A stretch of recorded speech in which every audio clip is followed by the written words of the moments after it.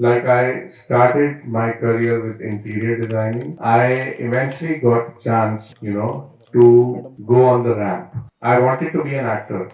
My second love was designing.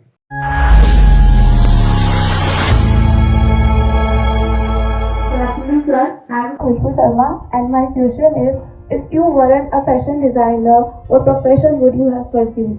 Say that whatever you want to do in life, even if there is no clarity towards what you want to do finally, but making efforts towards a certain direction, even if it may change, that is a good idea. Like I started my career with interior designing, then I got into corporate uniforms, hotel uniforms, designing that. I did not think at that time that I want to only become a fashion designer. I eventually got chance to go on the ramp. It was a very tedious way.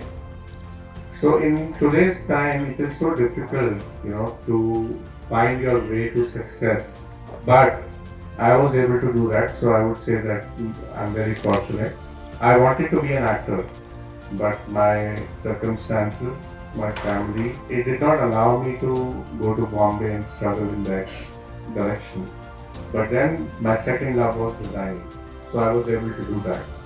So tell us a little about your design process, the concept and the final creation. Yeah, hi Akshay. So my design process is very different from what you are learning or the students of design school are learning today. So the right method of working is finding an inspiration, doing a research, doing sketches, and then rendering the sketches and finding the right fabrics, texturizing them, doing a correct silhouette, and then the garment comes into construction. But I, from time beginning, because I could not sketch as I told you earlier, so I found my forte in visualization. So I try to visualize the garments in my head without actually sketching. So the sketching happens in my mind. And my process is very reverse. So I'm a fabric collector. I love fabrics, and I always say that the fabrics speak to me. It is very uncanny, but I mean, how can fabrics speak to you? But they speak to me, right? So the fabrics tell me what is to be made out of them, you know. And first I buy fabrics, create a color story of the fabrics. Then I do some different technique of texturization on them. So my name is Himanshu Pandit, and I would like to know what are the key elements that they can differentiate an ordinary look from a state or you can say statement, style statement. So what could be the key elements? I also so style statement could be different for different people. You have to create your own style statement. But being fashionable and being stylish both are also different things. So fashion is what you follow, right? Fashion is a constant change. It is a process. And styling is putting things together in fashion for your own self, right?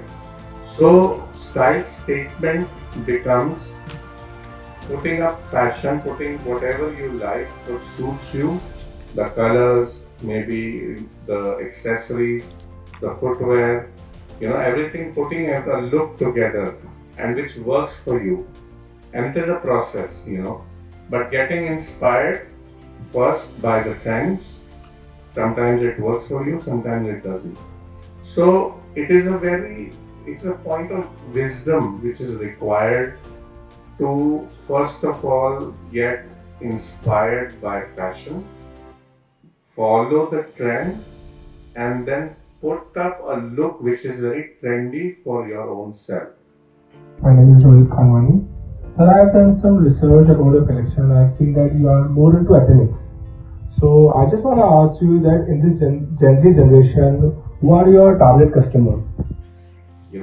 And make them my clients. But as of now, The kind of collection I'm doing is more meant for a person who is evolving from the process of being a Gen Z and getting into uh, their 20s, finding a garment for themselves for maybe occasions, and beyond that, you know, I'm doing a lot of traditional stuff for grooms and a lot of trendy stuff for people beyond 25 and up to like 50 years or more.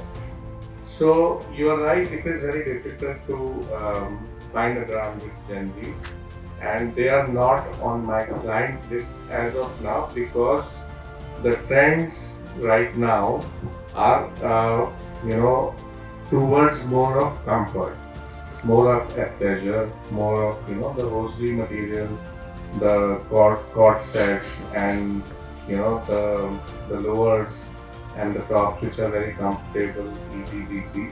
That is not my style. So I am doing what my forte is, and it is very important for a fashion designer to not to try doing everything. You know, like I know that my market is clear, my target audience is clear. I know where to sell and whom to sell. That is the first most important thing in commerce which every fashion designer should learn.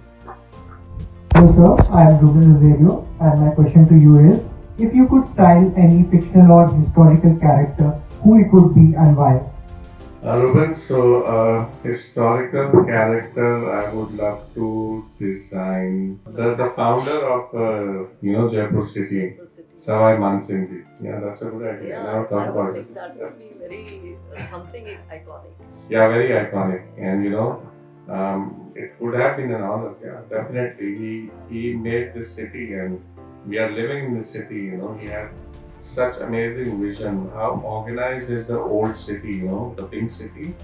It is so organized, and the vision he had was amazing, and it would have been an amazing thing if I would have designed for him.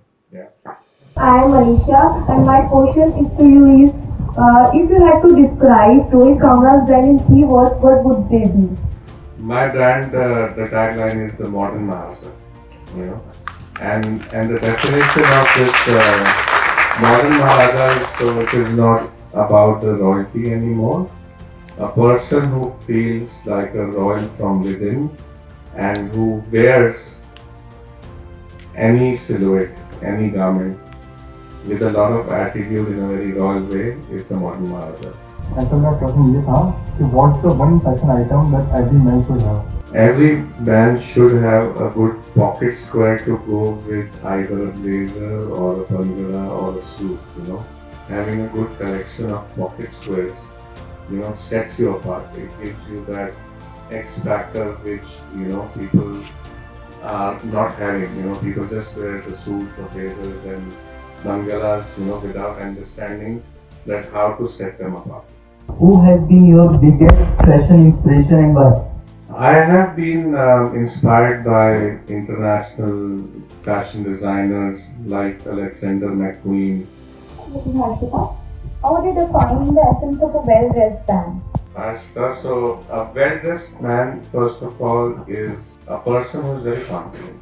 Although dressing up well gives you confidence, but in a vice versa, if you're confident, you can carry any outfit very well.